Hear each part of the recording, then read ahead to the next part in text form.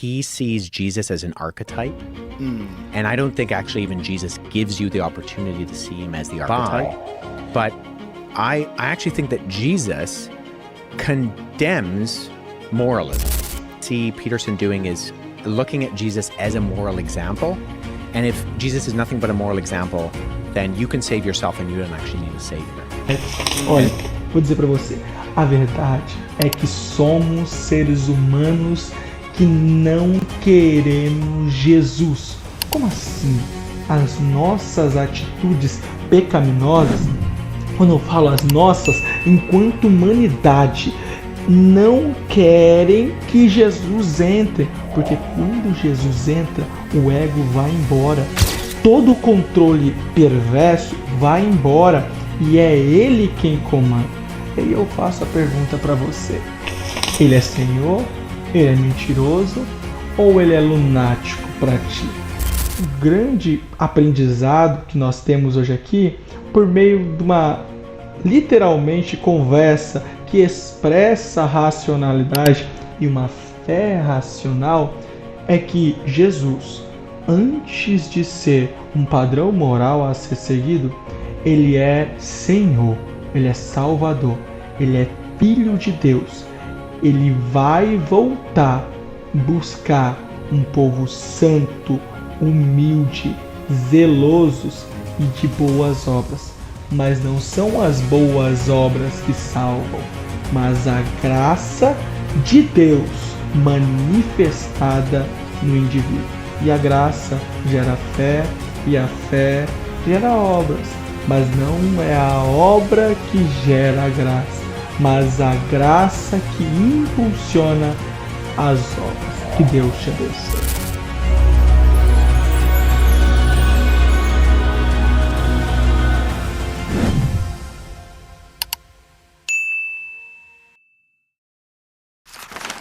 What do you think of Jesus? Like in terms of your own like journeying and trying to find answers to ultimate questions. What do you think of the historical person of Jesus? Well, it certainly seems like there's a lot of people that believe that there was this very exceptional human being that existed. So the question is, what does that mean? Does it mean he was the Son of God? Does it mean he was just some completely unique human being that had this vision of humanity and this way of educating people and spreading this ideology that would ultimately change the way human beings interact with each other forever? So what is he the Son of God? Well, are we all? That's another question, right? Do we all have that inside of us? Do we all have that ability to change everything around us inside of us? Do we all have that unique connection to the divine? And is he a representation of the best version of that? Or was he an actual person that was the Son of God? And is it important? Yeah. I don't know. I mean, what does it mean? It's just the fact that it's a question to ponder is a miracle in itself, in a way. Just the fact that there's this concept of this person that died for our sins, that's the Son of God, but you have to you have to believe in a bunch of stuff to go that way. Like just the concept of that is interesting to people, because what it can do to people is offer them a very unique way to change the way they feel about the world itself. And if you do follow that, I know a lot of Christians that are hardcore Christians that are some of the nicest people you'll ever meet in your life. So it does work. Right? Like if you do live like a Christian and you do follow the principles of Christ, you will have a richer, more love-filled life.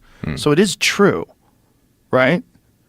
But you have to submit to this concept that this guy was the child of God who came down to earth, let himself be crucified, came back from the dead, explained a bunch of stuff for people, and then said, all right, see you when I come back.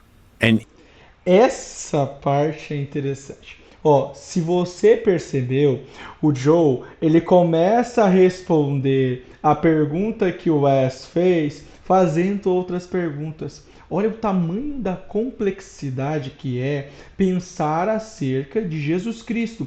Porque se Jesus falou a verdade e não mentiu, logo ele era o Filho de Deus. Se ele é o Filho de Deus, para além do bônus de ter a vida eterna e a felicidade aqui, nós temos um ônus. Ora, se existe um Criador, se existe um Salvador, existe justiça e existe juízo. Isso é interessante. Você vê que o Joe, ele vai construindo o raciocínio dele até chegar no seguinte ponto. Eita, mas ele disse que é filho de Deus e que vai voltar. Isso incomoda as pessoas. Isso é muito incômodo. Por quê? Porque as pessoas elas tendem a querer fazer as coisas na base da meritocracia. Nossa, eu só quero entender o que Jesus quer que eu faça, eu executar e merecer algo e ficar tranquilo na minha, sem ter que me preocupar com um jugo maior do que eu quero. E qual que é esse jugo? O jugo da responsabilidade. Mas enfim, vamos tentar analisar o que vai acontecer com o desenrolar dessa conversa. You don't know how you can wrap your head around that Right. particular claim. And if he came back, here's the thing. If he came back, who the fuck would believe him today? With all the fake news and all the CGI and AI, like imagine that would be the most bizarre thing of all time.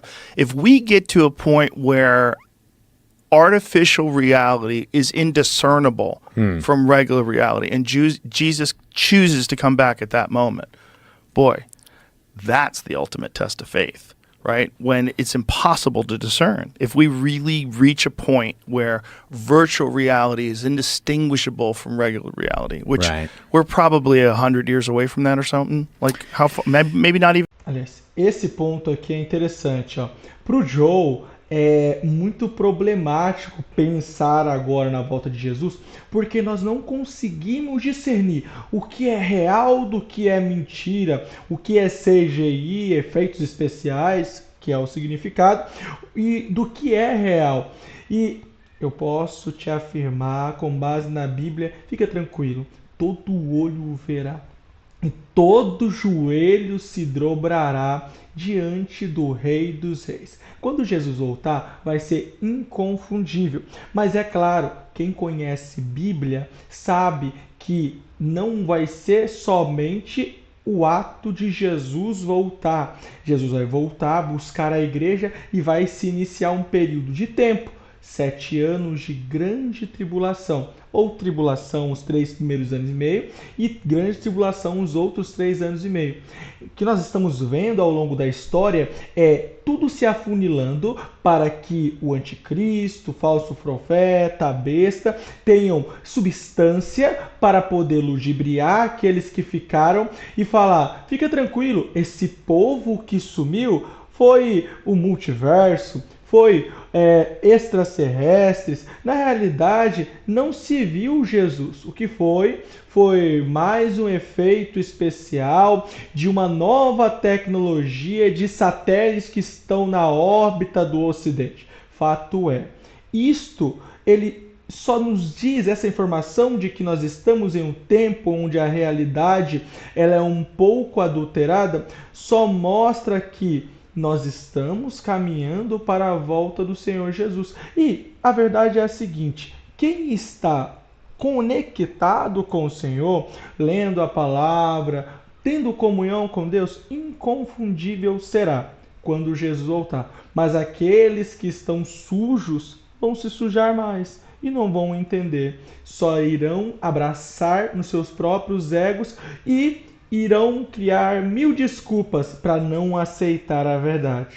Mas a verdade, ela não é confundível. Yeah, I don't know. I mean, that's probably why Jesus came in the first century and not the 21st century. But imagine if that's the big catch. Like Jesus does return, but when he returns, we're just so confused that we can't even tell. Yeah. Or maybe that's how he returns in the first place. Maybe he returns through AI. Yeah. Maybe that's the portal to Jesus. I don't know anything about that. Yeah, I mean, that scares the shit out of me. I really appreciate, guys that you're friends with, right? Like the Jordan Petersons and the Douglas Murrays of the world, or, the Tom Hollands, not the Spider-Man actor, the historian, who talk about this stuff. I think I really like the way that Jordan Peterson articulates it, but I think he misses the forest for the trees. How so? In that he sees Jesus as an archetype. And I don't think actually even Jesus gives you the opportunity to see him as the archetype. Because I have this love-hate relationship with all of Peterson's stuff, because he seems to get so much right where he walks up to the line, but he doesn't want to cross over. And is the crossover, you think, connected to a life in academia? Or No. What do you think it is? I wonder, and I'd love to talk to him about this, like how do you remedy this issue that, because he seems to think that the concept of Jesus as an example is more important than the actual flesh and blood first century itinerant Jewish preacher who was crucified and rose from the dead physically, which is the claim of... Olha o que o Wes está falando. Ele tem essa questão de trazer à conversa o que, por exemplo, o Jordan Peterson vai falar. Que pessoas igual Jordan Peterson, que não estão de todo errado, somente que também não estão de todo certo. Quando analisam Jesus só pelo arquétipo, ou seja, Jesus é a representação de uma verdadeira nobreza do ponto de vista do ser humano. Logo, é algo que nós temos que nos espelhar para buscar nos sermos iguais. Nós temos que entender os princípios por detrás de Jesus e replicar, porque, de fato, ele é um líder moral. Ele é o arquétipo da pessoa correta. E aí vem a crítica. O que o Wes vai começar a tratar agora aqui, e pelo que eu estou entendendo, ele vai andar por esse caminho, é que Jesus, ele antes de tudo é filho de Deus. Ele não quer ser reconhecido ou nunca quis ser reconhecido como um mero arquétipo. Pelo contrário, ele vai na essência. O Sermão da Montanha que o diga. Quando ele fala o Sermão da Montanha, a partir do capítulo 5 de Mateus, ele vai literalmente destruir arquétipos e mostrar a essência, falando que mais do que a lei é entender a lei, mais do que adorar ao Senhor ou buscar fazer coisas boas, é entender que não é mérito, é graça. It's an example for us to look on and live by. But I actually think that Jesus condemns moralism. And ultimately what I... Olha que interessante. Nessa parte aqui, o Wesley é muito feliz em abordar isso. Porque Jesus, ele não veio para a gente acreditar, ou ele não veio para convencer a gente que nós temos que ser bons em tudo, para assim conseguirmos alcançar a salvação, para assim conseguirmos alcançar a vida eterna. Pelo contrário, ele vai quebrar essa lógica. Ele não peca, mas também ele lembra que não é pelo não pecar que você e eu somos dignos da salvação. Pelo contrário, ele nos amou ainda estando perdidos e pecadores. Isso é fantástico. Ele vai na contramão da lógica humana. Não é pelo merecimento nosso, mas é pelo merecimento da cruz, por causa do amor de Jesus, pela graça que ele escolheu antes mesmo da fundação do século. É graça. See Peterson doing is looking at Jesus as a moral example. And if Jesus is nothing but a moral example, then you can save yourself and you don't actually need a savior. And so I think actually Jesus would have critiqued that because Jesus was very against moralism. And how do you define Jesus being against moralism? Like, what do you mean by that exactly? Well, Jesus looks at the religiosity of his day with like particular groups like the Pharisees and the Sadducees, who are these other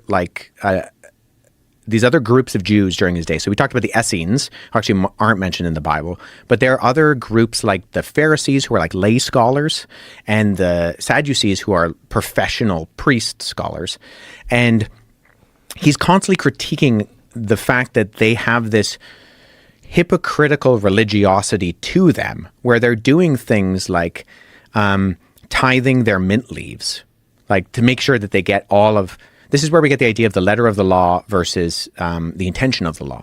Like Jesus critiques them for that because he says, you're trying to do everything right and you're missing the point. So one of the things he says is like, if your donkey falls in a ravine on the Sabbath, do you pull it out? Or is that work? Like, what's the point of the Sabbath? Is it to not do any work? Like, is it to make sure that you're not working too hard because you might be breaking the Sabbath? Or like, what is the point? He says, like, the Sabbath was made for man, not man for the Sabbath. And that there's this intention. This is the whole Sermon on the Mount, Matthew chapter 5, is he keeps saying, you have heard it said, but I say, and he refers to the Mosaic Law. And it looks like he's critiquing the Mosaic Law, but he's not actually. He's getting back to the intention of the law. So when he says, you have heard it said, do not commit murder, but I say to you, anybody who harbors a hate for their brother in their heart has already committed murder. And what he's getting to is like, what's the intention? What's the meaning of the law that God gives to you? Because the law is like a mirror. It shows you how dirty you are. But his critique is he's like, you guys are trying to clean yourself with a mirror. That's stupid. It's just gonna, if anything, it's gonna make you more messy. Like, get in the shower. The law. Meu Deus, olha que interessante. Isso foi perfeito. Ele vai falar que Jesus, olha que interessante, cara. As pessoas estavam enxergando a lei por um ponto de vista errado. A lei, isso Paulo vai comentar também, ela foi pedagoga. Ela mostrou e preparou o caminho para a graça. E querendo apontar para Jesus, mostrando as nossas falhas como um espelho, só que quem lavaria nossas sujeiras, nos transformaria, nos limparia, não seria o espelho, seria a água purificadora, que nós sabemos que é Jesus, por meio da graça. Ele nos alcançou e nos lava. E aí vem a questão, eu quero de novo. E aí eu até mudo para cá, para poder entender qual que é o raciocínio que as pessoas querem ter. E pensa que tá certo. No sentido de, gente, Jesus, ele, se for considerado por você ou por qualquer outra pessoa somente um grande líder moral, na qual você pensa que ele foi somente um grande líder moral, mas ele foi o Filho de Deus? Não. Para mim, ele só foi um exemplo de moralidade. Ora, isso é paradoxal, isso é contraditório, isto é tudo menos coerente, menos racional. Por quê? C.S. Lewis já abordava isso. O famoso trilema de Lewis vai abordar ou Jesus ele é Senhor, ou ele é mentiroso, ou ele é lunático. O problema aqui não é você não acreditar em Jesus. Não é você criticá-lo e falar, os cristãos só falam mentiras e são hipócritas. Nós não acreditamos em Jesus. Beleza, se assim o fosse, é a sua opinião. O juízo virá sobre ti da mesma forma que virá sobre qualquer outra pessoa. A questão é o pior momento ou o pior posicionamento é aquele que fica no muro. Ele fala, olha, eu acredito em Jesus, mas também não acredito em Jesus. Gente, se Jesus não é filho de Deus, por consequência, ele nunca será um exemplo de moralidade. Por quê? Porque ele vai ser o maior mentiroso de todos os tempos, o maior lunático, ou até pior coisa. Olha, para você aprofundar nessa parte da conversa, Leia o livro Cristianismo Puro e Simples de C.S. Lewis. Lá ele vai abordar isso. Ele literalmente fala sobre isso e ele consegue demonstrar de forma muito mais adequada do que eu que, gente, não tem como você desassociar a divindade de Jesus e pensar que está tudo certo. Ou ele é Senhor, ou ele é mentiroso, ou ele é lunático. Faça a sua escolha. The law is not what cleans you. The law is what reveals that you're dirty. And so in that sense, I think, if Jesus is a moral example, it actually misses what I think Jesus actually said about what his purpose was, in that you can't do enough to actually live up to the standard that God holds you to. And so if you keep striving, you're actually going to wear yourself out and be exhausted. Like atheists. I didn't say you did, Joe. A lot of them go crazy. They go crazy when they get older. Isso é interessantíssimo. O que no final o Wesley vai conseguir passar para o Joe e também para toda a audiência e para nós aqui que estamos reagindo a esse vídeo gente, não é pela força, não é pelo próprio mérito, é pela graça. Jesus, ele foi um padrão moral e para se seguir, tanto é que Paulo, seja meus imitadores, assim como sou de Cristo, correto, nós temos que o imitá-lo, nós temos que o segui-lo. No entanto, entenda, leia a palavra de Deus, leia o que o próprio Jesus falou e vai compreender que não é pelo nosso mérito, mas pela graça. É Jesus quem nos salva. Não é a nossa bondade que nos faz estarmos mais próximos de Deus, mas é o amor do Senhor manifestado pelo sacrifício de Jesus, através da tua palavra, que nos faz sermos salvos. Nós somos salvos quando reconhecemos que Jesus é o nosso Salvador. E isso não é pelos nossos méritos. Olha, vou dizer para você, a verdade é que somos seres humanos que não queremos Jesus. Como assim? As nossas atitudes pecaminosas, quando eu falo as nossas, enquanto humanidade, não querem que Jesus entre, porque quando Jesus entra, o ego vai embora. Todo o controle perverso vai embora e é ele quem comanda. E aí eu faço a pergunta para você. Ele é Senhor? Ele é mentiroso? Ou ele é lunático para ti? O grande aprendizado que nós temos hoje aqui, por meio de uma, literalmente, conversa que expressa a racionalidade e uma fé racional, é que Jesus, antes de ser um padrão moral a ser seguido, ele é Senhor, ele é Salvador, ele é Filho de Deus. Ele vai voltar buscar um povo santo, humilde, zelosos e de boas obras. Mas não são as boas obras que salvam, mas a graça de Deus manifestada no indivíduo. E a graça gera fé, e a fé gera obras. Mas não é a obra que gera a graça, mas a graça que impulsiona as obras. Que Deus te abençoe.